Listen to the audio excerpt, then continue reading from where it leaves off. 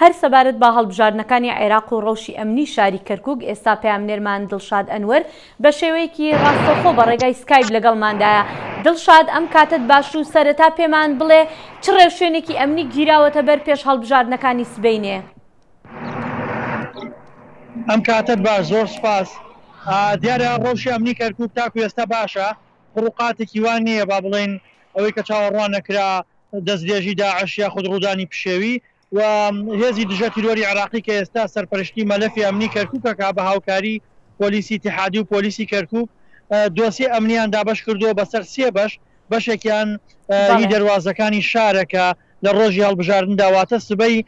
هاتوچۆکردن قەدەغا بێ منعەتە جەولە و بەشێکی تریش پاراستنی ڕێگەکانی نێوان هاوڵاتیان و بنکەکانی دەنگدان و بەشێکی تریش بنکەکانی دەنگدان کە ئەم سیە شوێنە هێزی ئەمنی بڵاوی پێکرێەوە منعەتە جەولە بێ و بە هیچ شێوەیە ڕێگە بە ماتۆرسکیل و هەندێک ئۆتۆمبیل نادرێت کە داعش بۆ کاری تەخریباتی بۆ تێکدان بەکاری. بەڵێ دڵشاد دوێنێ وەکو دەزانین هەڵبژاردننی با بڵین هەڵبژاردننی تایبەت بوو هێزە ئەمنیەکان دەنگیاندا، ئایا ئەو هەڵبژاردنە چۆن بەڕێوە چوو؟ بڵێ هەڵبژاردنەکە وەکو هەندێک خڕوقاتی با بڵێن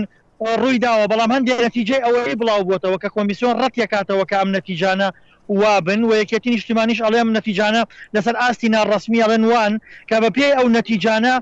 یەکێتی نیشتیمانی لە حەویجە دەنگی زۆری هێناوە کە ئەمە عەرەب و تورکمانی بە شێوەیەک تووڕەکردووە کە ئەمڕۆ پەرلەمانتار و کاندیدەکانیان بەدەنگ هاتن و قسەکەن و ئەڵێن ئەمە قبوڵ ناکەن ئەگەر وا بێ ئەمە تەزویراتە